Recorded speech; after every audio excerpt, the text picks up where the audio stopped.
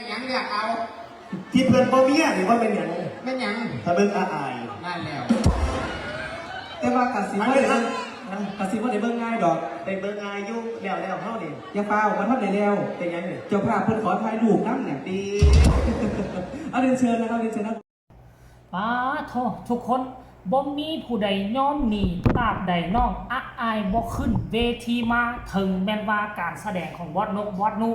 แกยาวไปหลายนาทีหลายเป็นชั่วโมงแต่พ่อแม่ก็ยังเต็มอยู่ทั้งด้านหน้าเวทีเส้นเก่าเส้นเคยจนเฮ็ดให้บอสนกพงศกร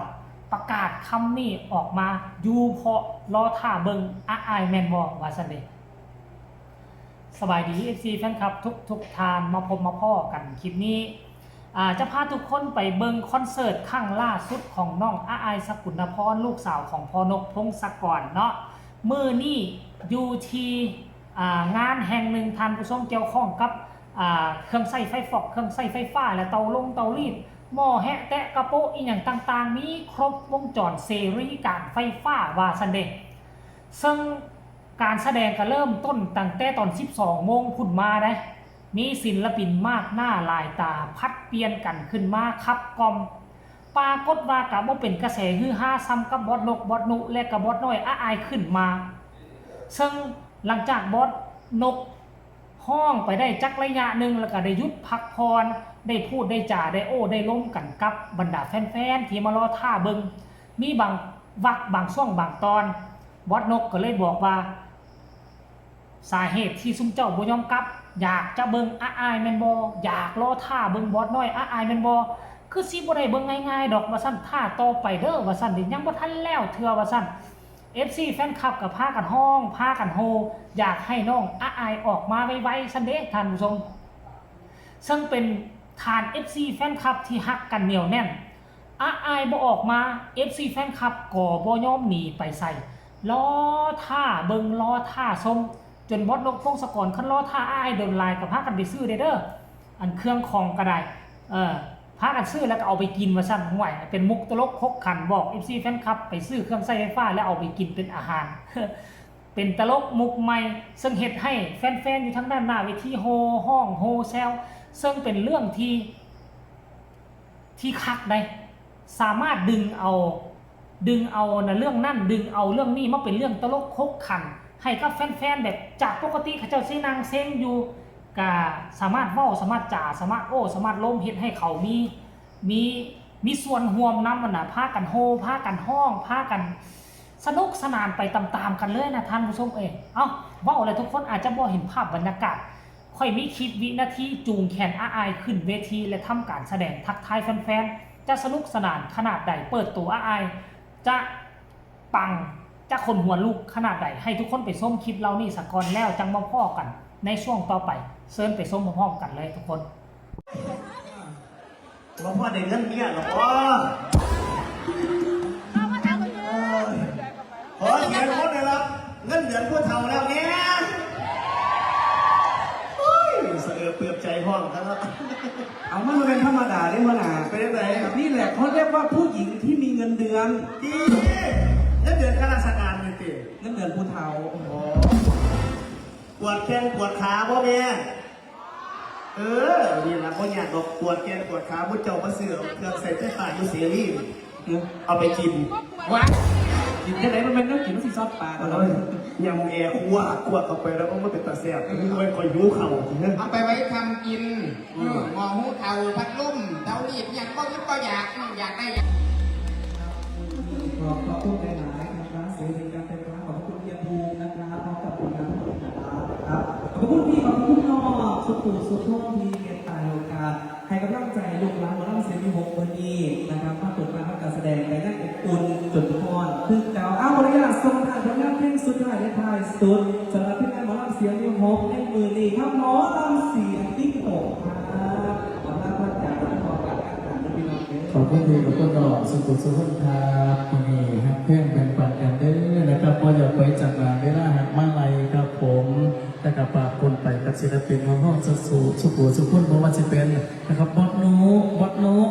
แล้วก็น้องอายสักุระพ่วงพี่น้องปากคนแง่หลานสาวเด้อครับ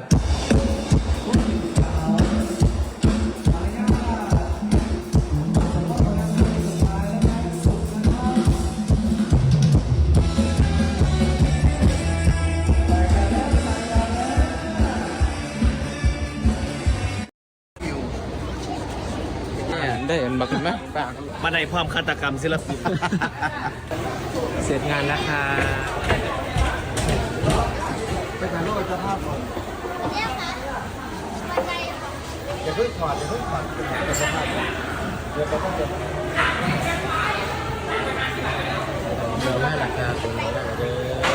เล่น มาในความฆาตกรรมศิลปินมาครับ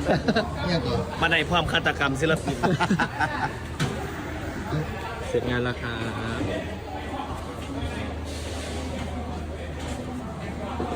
เดี๋ยวถอดเนี่ยพี่น้องข้างใน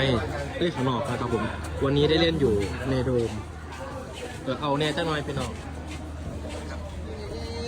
ไปเล่นเป็นไงเนาะแม่เมืองโบราณได้เห็นบักอันไหมปากเสร็จงานแล้วนะคะผมเดี๋ยวจะไปถ่ายรูปกับเจ้าภาพพิธีพิววิวพิววิววิววิวพิธีพิววิววิววิวพิววิววิววิว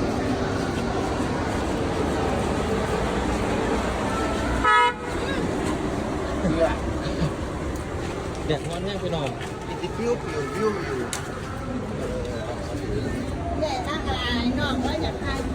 แป๊บนึงนะครับ เดี๋ยวกลับมาเด้อ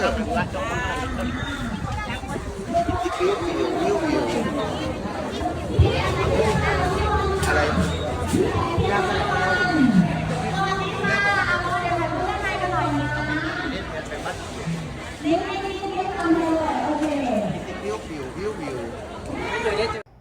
เห็นบ่ FC แฟนคลับพ่อๆแม่ๆทุกคนซุมเจ้าได้เห็นล่ะซุมเจ้ารู้สึกจังใดอาอายออกมานี่ก็คิดว่าคนอยู่ในหั่นเนาะตอนสายๆบ่ายๆจีบ่เล่าก็ได้เห็นแล้วว่าคนนี่ประมาณ300 500กว่าคนที่ยัดเอียดกันอยู่ทางด้านในหั่นน่ะมานี่น่ะครึ่งนึงเกือบว่ามาเบิ่งอาอายครึ่งหลายเลยซ้ำและอีกจำนวนนึงก็สิมาเพื่อว่าจะมาซื้อเครื่องลดแลกแจกแถมในมื้อนี้เนาะซีรีส์การไฟฟ้าเขาเจ้าก็จะมีการลดแลกแจกแถมสินค้าเขาเจ้าส่วนหนึ่งก็สิมาเบิ่งพอนกแต่ว่าเครื่องหลายนี่มาเบิ่งอ้ายโดยเฉพาะ FC แฟนคลับถ้าซื้ออ้ายขึ้นมาน่ะหลายคนห้องโฮกีดกาดกันคันซื้ออ้ายนะท่านผู้ชมซึ่งเป็นเรื่องมหัศจรรย์หลายสมแล้วแหละที่เขาเจ้าว่าอ้ายนี่เป็นเด็กมหัศจรรย์เนาะอันนี้คือคอนเสิร์ตล่าสุดเกิดขึ้นมื้อนี้ตอน 12:55 โมงก็คือ3 โมงนี่แหละเนาะพงศกรแบรนด์หรือว่าลูกซาวนาแบรนด์เป็นแบรนด์ของพ่อจ๋ากับลูกอาอายเนาะมือนี้ก็เป็นอีกมือนึงที่มาสร้างสรรค์ผลงานอยู่ที่สาขาหนองหานเนาะซีรีส์การไฟฟ้าก็สำเร็จเสร็จสิ้นไปเรียบร้อยแล้วหวังว่า FC แฟนคลับจะได้ชมกันจุใจเพราะว่าส่งฟรีแล้วก็มีถ่ายทอดสดมีไล่สดพร้อมเบิ่งกันฟรีๆพร้อมกันหมดเลยท่านผู้ชม FC แฟนคลับเนาะใครเห็นแน่แล้วผมจะรู้สึกแนวใดเนาะสามารถประกอบคำคิดคำเห็นกันมาได้ทางใต้คอมเมนต์ที่สำคัญเนาะคนละ1ไลค์1แชร์ฝากกดติดตามอย่ากดข้ามโฆษณาเนาะพ่อกันใหม่ในคลิปหน้าขอลาท่านผู้ชมไปเพียงซ้ำนี้ก่อนเด้อทุกคนสวัสดี